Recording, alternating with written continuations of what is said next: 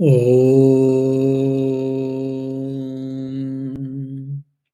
Asatoma Sadgamaya Tamasoma Jyotirgamaya Mrityorma Amrutangamaya Om Shanti Shanti Shanti Harihi Om. O Lord, please lead us from unreality to the reality, from ignorance to the knowledge, and from death to immortality. Oh, peace, peace, peace. Dear devotees, as we all know, last 3 or 4 classes we did try to discuss about Kundalini Shakti. Some of you were interested in this Kundalini Shakti and awakening and etc. And some of you did request that Swamiji, please kindly discuss about Kundalini Shakti, the primordial power. That's how we started discussing these classes.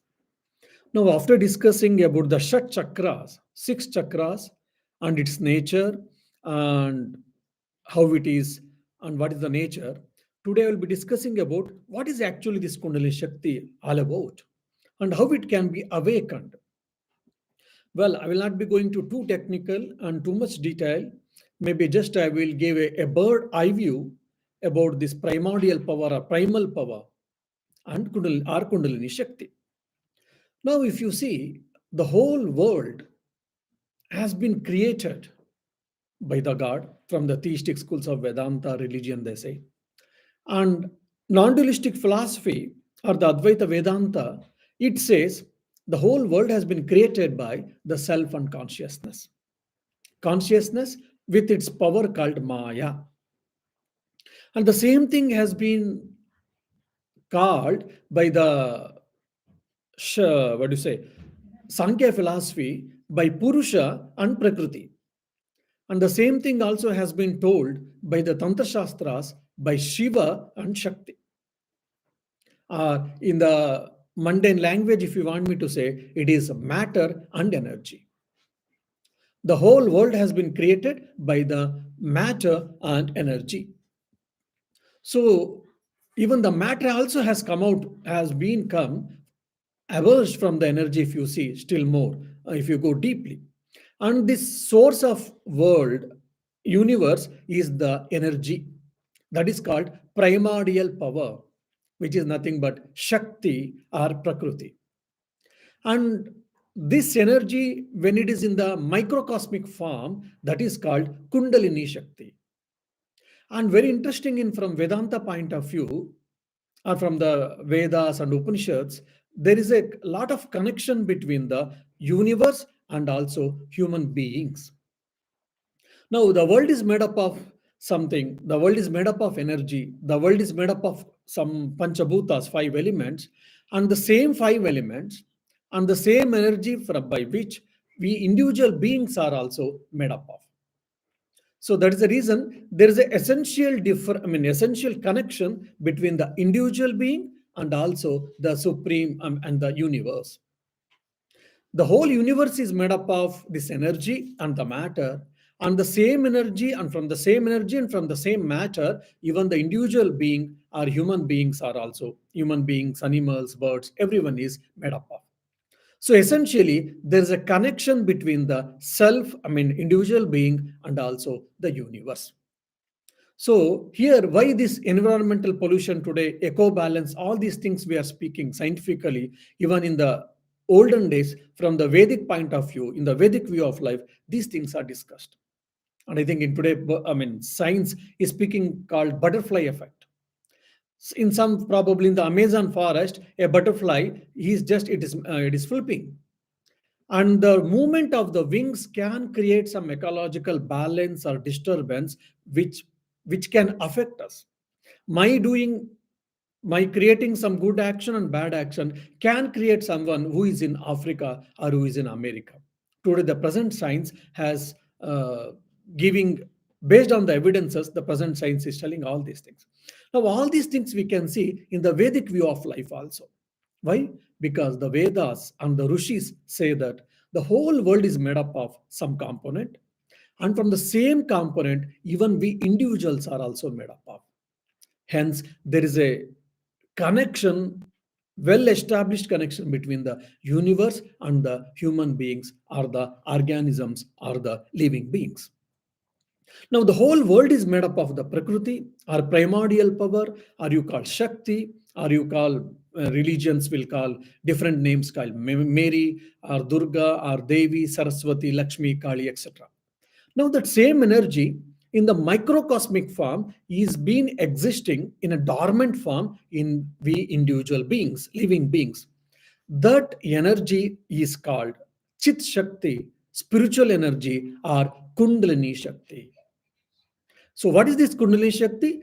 The microcosmic form of the universal energy or the cosmic energy is what the Kundalini Shakti. Now, the Sankhya Yoga and also as well as the Vedanta and some of the Upanishads they tell very clearly the gross, the gross manifestation of the energy is what matter. The consciousness has been emerged as manifested as energy, and energy is getting manifested in the grosser form. That is what matter. Now, when this was discussed way back, the science, empirical science, didn't accept it. They said, oh, it is all hypothetical argument, or it is mere thinking. I don't think it is possible because the matter and energy both are different. It is not possible. And today, sigma effect and other advanced theories, advanced theories in the physics, they have accepting that yes, the grosser manifestation of the energy is what matter they have accepted, but the again the consciousness is manifesting as energy and the matter still they are yet to find out or yet to understand. But the Vedanta long back thousands of years before they have said the consciousness is appearing as manifesting as energy and it is manifesting as also the matter. Now, this Kundalini Shakti is the root cause or the prime source of energy for our body, for our mind, and etc. Now, how to understand this? For an example, there is a power manufacturing center. Maybe you are using a water or you are using a nuclear energy or wind energy. Somewhere the wind energy has been to the turbines, wind energy has been manufactured, produced. From there through the lines, through the grids, we get to transformers, they receive, and from transformers, we individual houses, we are receiving the energy. Now, the powerhouse from where the electricity has been produced, it is what the Kundalini Shakti. From in between the transformers are there is a mind, and we have got individual houses where we get the energies, and it is nothing but the physical bodies, according to the Tantra Shastras. Now, this energy is in the very subtle form. Many people have experienced it, no doubt. So, all of our life is based on this energy. If this energy is taken care, if the energy can be raised, then we can have lot of experiences, lot things are possible. The more and more you become grosser and your understandings becomes grosser, then it lend towards the matter, and it becomes more and more finer understanding, and then you will be traveling towards the energy. And also the other way of expression is the potential form is what Kundalini Shakti, and when it becomes dynamic and slowly when it travels from Muladhara to different chakras, which we discussed in the previous class, then we'll be manifesting our energy. We'll be getting a lot of mystical and psychic powers, and we'll be able to understand many things, and we can do many things. So all our powers, memories, ego, clairvoyance we say, and senses, gross body, past, present, future, ego, etc. Everything has been emerged from this one primal energy, primal power, which is called Kundalini Shakti. So if this Kundalini Shakti is awakened, then our whole life, whole our understanding gets awakened. Now, in the Gandaverunda Samhita and Rudra Samhita and some other tantric texts and all, this Kundalini Shakti has been called by different names. It is like Shabda Brahman, Prana Shakti, then Matraka Shakti, Ishwari, Adi Shakti, Bhujangi, all these things.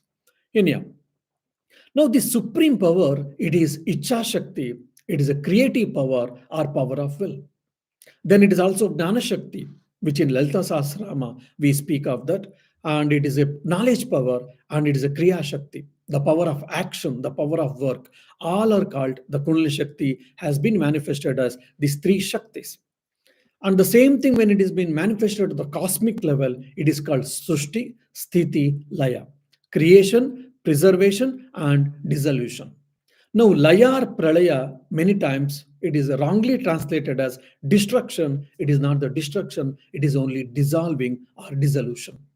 From subtle, it become causal to subtle, subtle to gross, and again from gross to subtle and subtle to causal. This type of cyclic creation keeps on happening in our universe. That is what called by Srushti, Sthiti, Laya.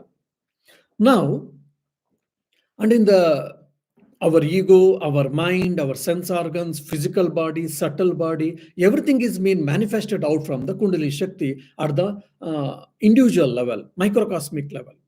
Now, all the sounds, ideas, desires, thoughts, speech, the world, the matter, sky, water, air, whatever you say, all these elements, everything is been has been emerged, has been manifested out of Kundalini Shakti. So that is the root of the Kundalini Shakti. Now, when this Kundalini Shakti, when it is manifested at the cosmic level, what happens, what it is, or how it manifests, let us try to see, or let us try to understand.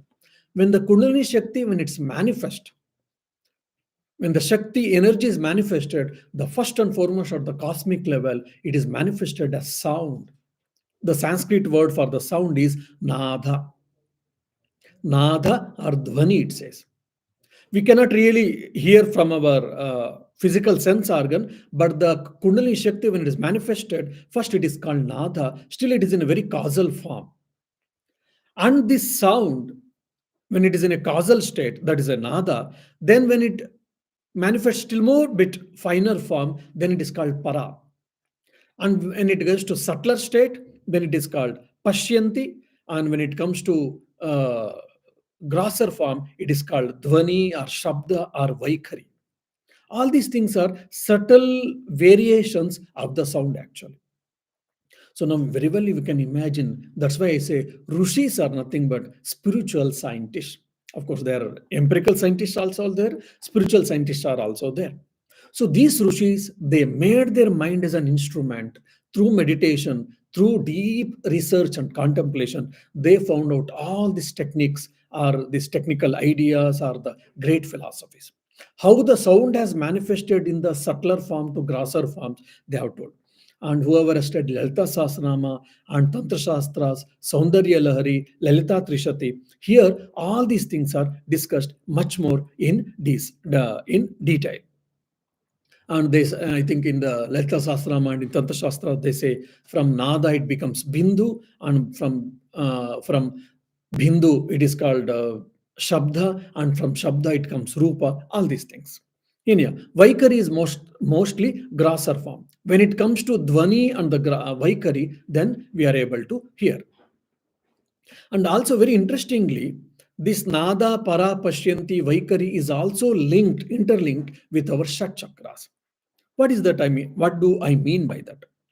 When Nada is being manifested as Para, and Para it is manifested as Pashyanti, that sound idea is stirred and it is generated, and it can be perceived at the when your Kundalini rises to from Muladhara to Manipura, when your Kundalini Shakti gets awakened, and it slowly goes from Muladhara to Manipura and Swadhisthana. When it goes, then you will be able to receive or cognize or understand this Pashyanta, it seems. Then when your Kundalini Shakti goes from Manipura to Anahata, Anahata is near the heart area, Manipura is in the navel base. From there, if it is traveling, then we can perceive this Madhyama, the level of the sound. And when our mind goes still above to Agna and Vishuddha and all, that Vaikari Shabda, Vaikari manifestation of the sound is also manifested. Now, why this importance has been given to sound? Because the energy, the first grosser manifestation of the energies were the sound actually. And interestingly, from the sound, space has been emerged. From the sound, space has emerged.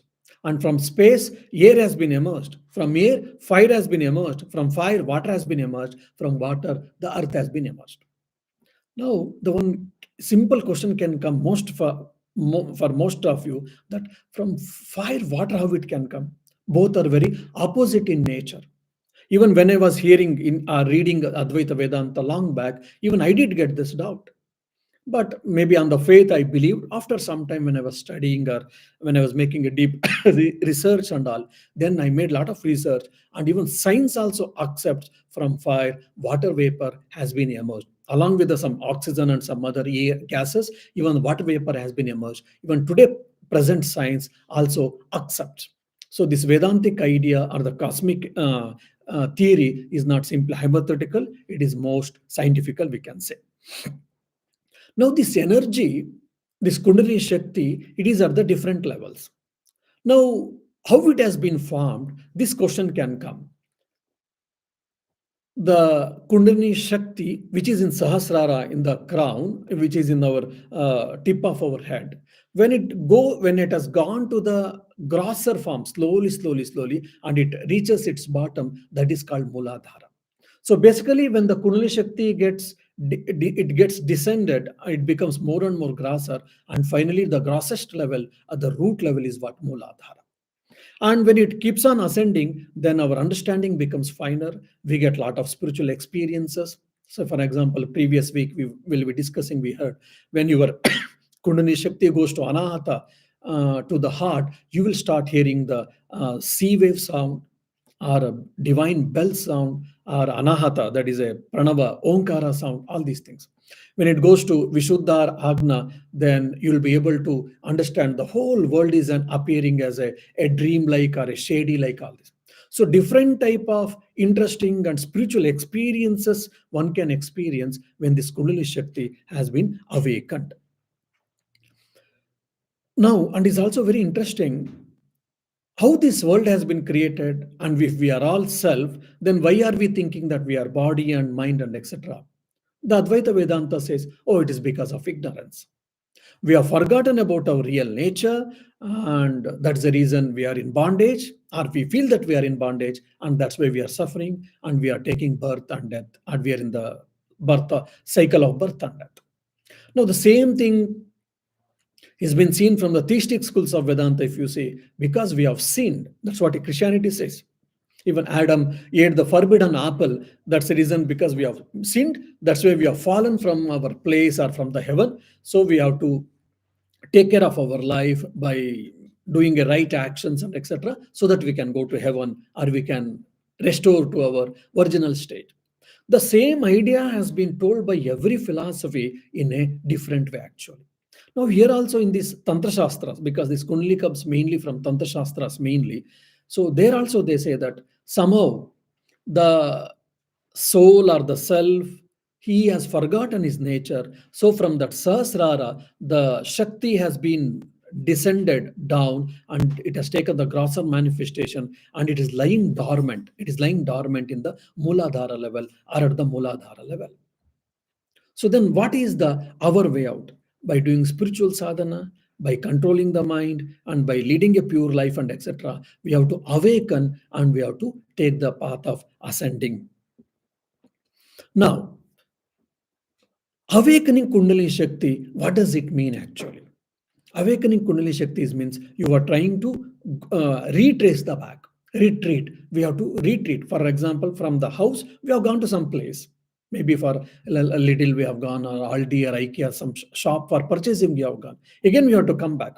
The path which we have taken, in the same path, if you retrace, then we can reach to our source, that is called house. So similarly, from Sahasrara, Vishuddha to Agna to Anahata to Swadhisthana, Manipura, and Muladhara, it has been descended. So from the causal state, we have come to the grosser state. Unfortunately, that's where we are at. Now, what we have to do that? Just like we have to retreat our steps, So from Muladhara, slowly we have to go to Manipura or Swadhisthana, then Manipura, then Anahata, then Vishuddha, Agna, and Sahasrara. These are the process through this which we have to reach the Sahasrara. Now, by reaching Sahasrara, what happens? When our Kundalini Shakti reaches Sahasrara, what happens? Then we will understand or we will experience, either from Tantra Shastra, they say Shiva, Paramashiva. Paramashiva is nothing but consciousness or Chit or awareness. So we will understand that awareness. So their awareness is not an object again. So I and awareness is not two different things. So only I am thinking that I am separate from awareness or from Shiva. When I reach my Kundalini Shakti reaches Sahasrara, then what happens? The experiencer, the experience, and the experienced. All these three things gets merged, gets dissolved, and there will be only the experiencer. There will be only awareness. There will be only Shiva. There will be only Chit, or there will be only Brahman. Then what happens? Then no more suffering. Then no more cycle of birth and death. No more taking birth. No more going to kindergarten, school, and studies, exams, work, and lot of difficulties, challenges facing, and again dying, again taking birth. The cycle of birth and death will be stopped. Then what happens to me? There's a big question can come for all of us. The scriptures say that you will be eternally in the blissful form. No problems, no maintaining the bank balance, no challenges, no that war, fear of war, nothing. You'll be eternally experiencing the bliss. You'll be the embodiment of the bliss. That is what the final thing which the spirituality is saying. So whoever wishes that, whoever wants to experience that everlasting eternal bliss, all of them are supposed to they have to try to this. They have to try to take the path of spirituality, and they have to try to attain the sahasrara, or attain the consciousness, or attain the God realization or self realization, whatever you can say. And so basically the whole Kundalini Shakti, by which our body, our mind, our sense organs, our willpower, cognitions, volition, everything has been formed according to the Tantra Shastras. Now, if this Kundalini Shakti has been taken care, and slowly by consistent effort, by spiritual practices, it can be awakened and it can be made to reach to Sahasrara. It may take few days, few weeks, few years, and few lives based on our capacity. Once it reaches, then our life will be happy and blissful. Now, one more question can come. Energy is so subtle, maybe in causal form, we cannot even we cannot see from our naked eyes even. So how that energy can be manifested as our body, this world, our sense organs, and our mind, etc., etc. This is a very interesting question. Many of us, we do think it is a very important point also we have to think, no doubt. Generally, I give a simple example. Just I was sitting, suddenly I got a desire that probably I would like to eat a pizza. I got a desire. I would like to eat pizza because I love pizza. So I thought, or a desire came in my mind very strongly that I would like to eat pizza. I kept quiet. I tried to control. I tried to divert my mind, but mind was not ready to accept. And it was telling again and again, no, wish I should go and eat pizza. I would like to go and eat pizza. And I would like to go and eat pizza. Fine. Then what happens? Then I check my debit card or purse wallet, money is there. Then either if it is a nearby, then I will go. If not, then I may take a vehicle or a public transport and I go to a particular shop. I purchase pizza and I eat it. And then I feel I am happy and my desire is fulfilled. Now you see one simple thought which none of us can see. Only you can, a person who has got the desire, he only can experience. Even he cannot see from his naked eye. He can only experience, that's all. He can only know, that's all. He's aware of it. That one small desire, it made it made him to do so much actions. And simple like this. One thought, I had a one thought, I would like to build a beautiful house. Just a desire came, a thought or a desire came, and slowly then I had to work out and I have to increase my bank balance, or I may take a mortgage and etc. Then finally I got, with the help of people, I got a house built. Now the root cause of this House building is what? It all started with one thought or one desire. You may say it is subtle or subtler or subtlest or whatever. That from that one desire, finally it was turned into, manifested into, very palpably everyone can see or feel, which is objectively, that is what the house. So similarly, that's why Upanishad says, Sokamayata Bosyam Prajayayati. The Brahman thought, let me become many. From this, so many individual beings got manifested. How thought rules the world, how desires rules the world, how desire rules our life, desires, how it controls our life, we can very clearly understand. Now that subtle, from the subtlety, the grosses are actually manifested or handled much more. That's how from this we can understand, from Kundalini Shakti, which is power, which is a primal energy, from this the grosser form, that is called body, mind, organs, sense organs, everything has been manifested. Now, the more and more you control the subtler things, then the more and more gross forms are easily can be controllable. Just like you control a desire, then you need not to go outside, you need not to spend money, you need not to eat. Basic necessities are taken care, no doubt. It has to be taken care. But if you're more and more you control your desires, then your life is at peace. You are not disturbed.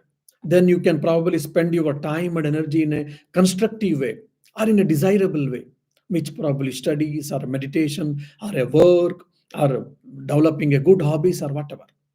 But if not, oh, because mind is restless, we say. Mind is restless means what? Again, mind is a grosser manifestation comparatively. Mind contains what? Thoughts and desires, feelings, emotions. All these things are much more subtler. So the more and more you control subtle things, and the grosser things can be easily controllable and easily controlled. That is the reason our forefathers, they were aware of all these great phenomena. They said, you handle the Shakti, you handle the power, you handle the energy in a right way in your life, then the grosser manifestations are taken care. Your house is taken care, your body house, which is an individual house, like body is being taken care, your mind is taken care, quality of life is taken care, quality of sleep is taken care, and quality of peace of mind is taken care. Everything is taken care by taking care of mind, by taking care of your energy. So why do we need to control mind? Why need to do practice a spiritual life? By that, what happens? Your prana shakti has been taken care. Your energy has been taken care. By taking care of energy, you are taking care of your mind. By that, your life is taken care. Our life is nothing but controlled by our thoughts, controlled by our mind. So, sincere and consistent efforts by that, one can awaken the Kundalini, one can streamline this energy. So, in the Tantra Shastras, whenever you read or Kundalini Yoga books and all, there are few techniques are at broad canvas they have spoken. One is mantra japa, chanting the different mantras, sacred chants. By that, one can what you say, awaken the Kundalini. The other is tapas, austerities. Then the third is scriptural study, deep scriptural studies. Then the fourth is deep contemplation. Contemplation means here discrimination between what is real and what is unreal. And bhajans, devotional singing. Then different yogas like Jnana Yoga, Karma Yoga, Dhyana Yoga, Raja Yoga, all these things. Then coming to Patanjali Yoga Sutras mainly, from if you say Mudra, Bandha, Pranayama, all these things, by this one can awaken the Kundalini. So probably today just I will make a mentions of this, and I will give a broad outline of this from spiritual techniques or spiritual practices. The first is mantra japa. As I already told, the consciousness or the primal power, which is called Parashakti or the Devi, Durga, whatever you say, that has been manifested. First form is what? Sound, which is called Nada.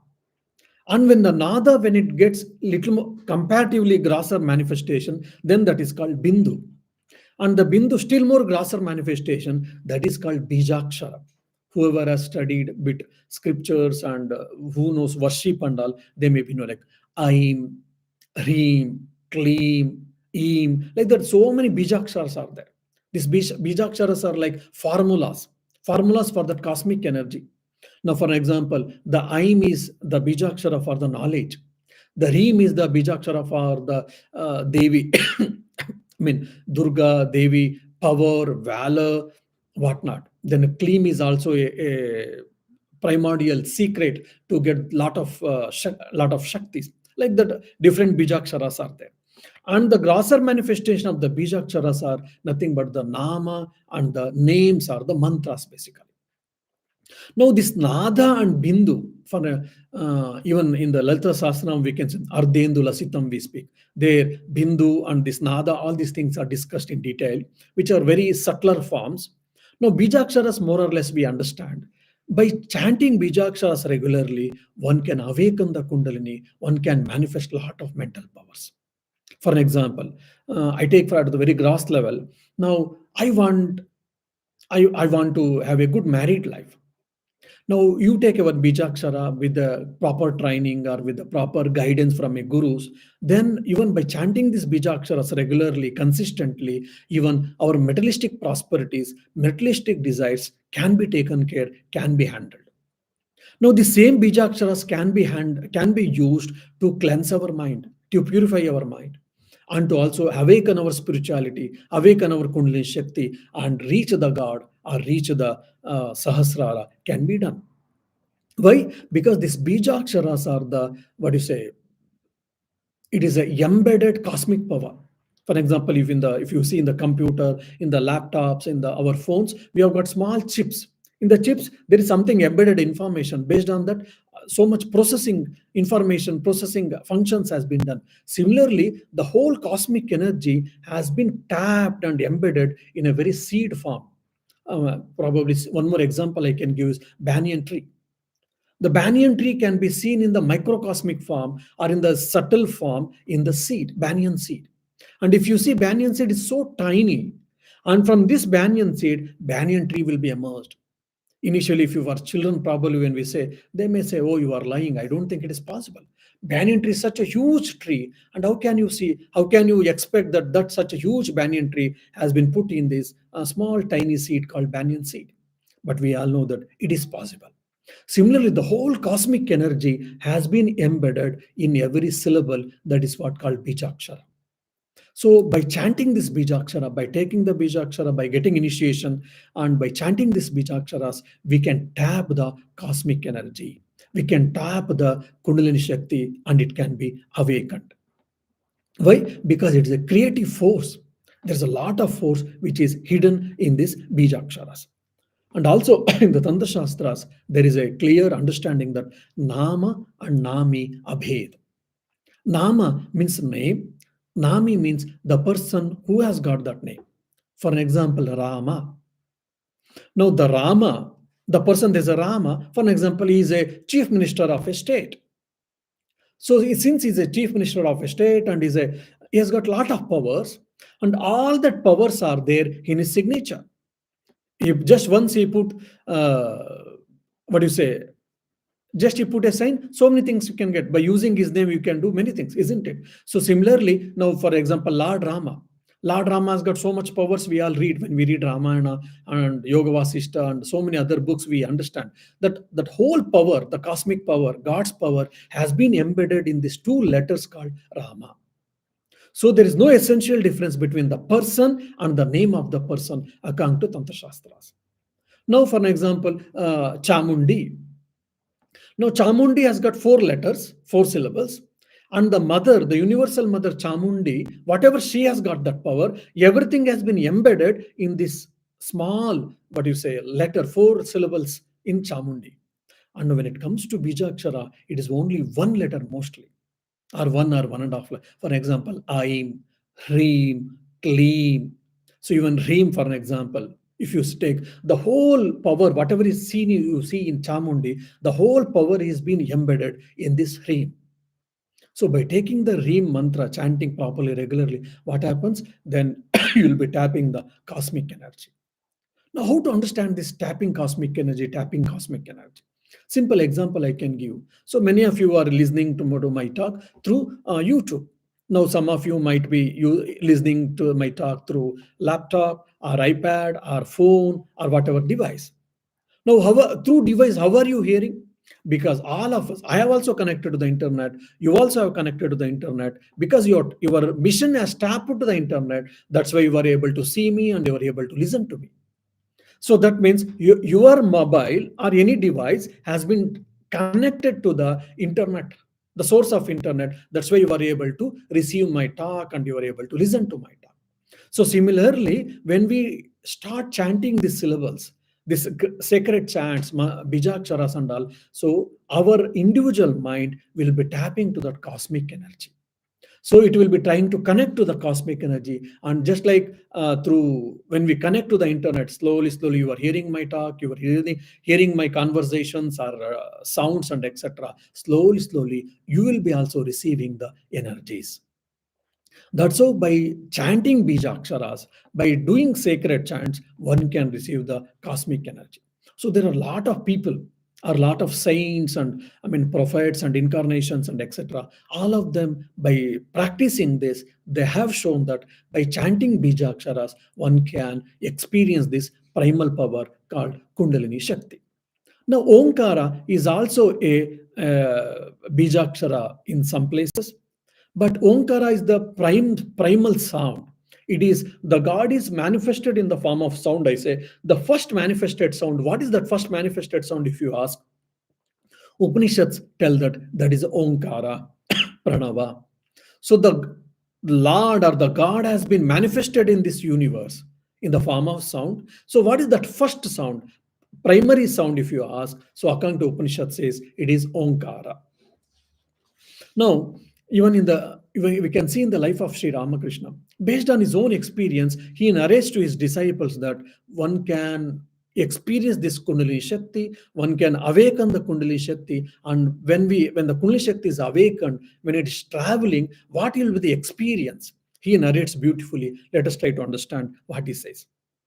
Master, well, some say that my soul going into samadhi flies about a bird in the Mahakasha, the infinite space. Is it true? Master says, yes. Once a sadhu of Rishikesh came here. He said to me, there are 5 kinds of samadhi. I find you have experienced them all. Have you experienced? Master said, yes, I've experienced. In these samadhis, one feels the sensation of the spiritual current to be like the movement of an ant, or a fish, or a monkey, or a bird, or a serpent. What does it mean? Sometimes the spiritual current, the primal power, Kundalini Shakti, rises through the Sushumna canal, Sushumna Nadi, and it travels in different ways in different sadhakas, spiritual aspirants. In someone's spine, it crawls like an ant. And for someone in Samadhi, the Kundalini Shakti or the embedded soul swims joyfully in the ocean of divine ecstasy like a fish. Just fish swims in the water. Similarly, the Kundalini Shakti, he feels that Kundalini Shakti is getting swimming like a fish. And sometimes I've experienced myself that when I lie down on my side, I feel the spiritual current pushing me like a monkey and playing with me joyfully, and I remain still. That current, like a monkey, suddenly jumps from one branch to another, like from one chakra to another chakra, from Anahata to Vishuddha, Vishuddha to Mani, Agna to Sahasrara. So it keeps on jumping. And sometimes again, I've experienced the spiritual current or the primal power or Kundalini Shakti rises like a bird hopping from one branch to another. The place where it rests feel like fire. It may hop from Muladhara to Swadhisthana, Swadhisthana to Anahata, Anahata to Vishuddha, Vishuddha to Agna, and so on and so forth. And thus gradually to the head Sahasrara. And sometimes I have been experienced that spiritual current, the primal power, moves like a snake, going in a zigzag way. And at last it reaches the crown place, that is Sahasrara, and I go into Samadhi. A man's spiritual consciousness is not awakened unless his Kundalini is aroused. The Kundalini dwells in the Muladhara, that is the base. When it is aroused, it passes along the Sushumna nerve, goes through the centers of Swadhisthana, Manipura, and so on, finally reaches Sahasrara.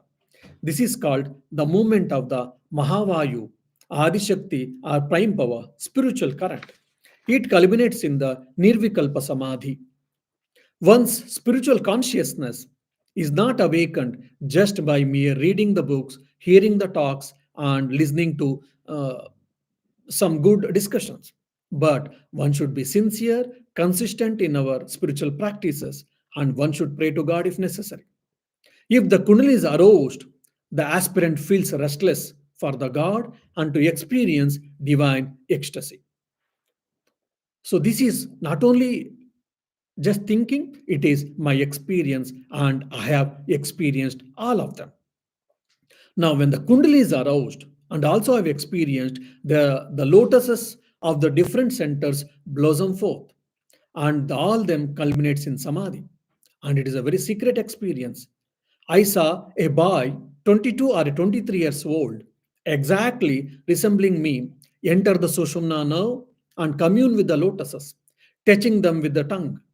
He began with the center at the anus and passed through the centers of the sexual organ, gradually navel, heart, throat, between eyebrows, and finally at the crown, that is head.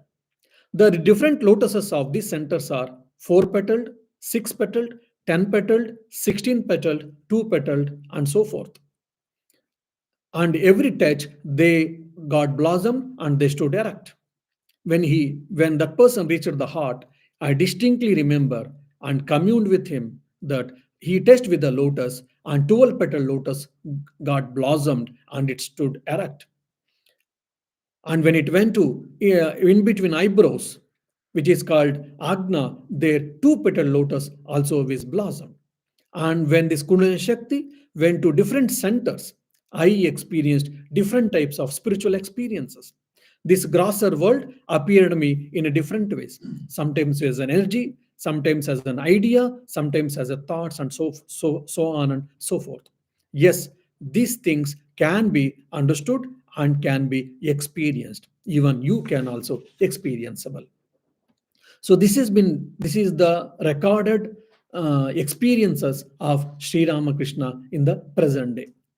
Because when we talk all these things, many times we feel, oh, these are all cock and bull stories, or it is just mentioning, or it is just probably discussion or hypothetical arguments. We may feel that, but there are so many people who have experienced it. All their experiences are being narrated and has been recorded also. So Sri Ramakrishna has told very clearly that yes, by doing one, if we can practice spiritual life sincerely, one can practice and one can experience all this Kundalini Shakti awakening and different states of consciousness and so on and so forth.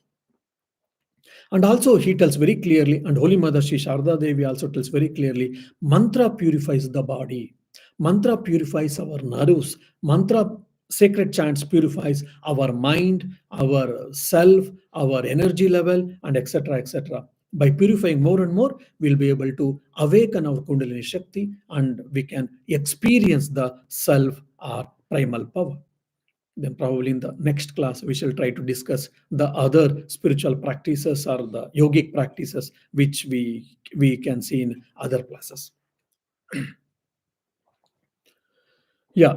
So Mahavayu, it's a one word which is called for the what is it primary primal power. See, Vayu is what the wind which we see outside, and that wind is the grosser manifestation. The subtler manifestation of the source of the Vayu is what Mahavayu or Prana Shakti. Now, all of us, we are all breathing, isn't it? Every one of us, we are breathing because there's oxygen and the Vayu. These are all grosser manifestation. Everything has been emerged from the source. That source is called Mahavayu.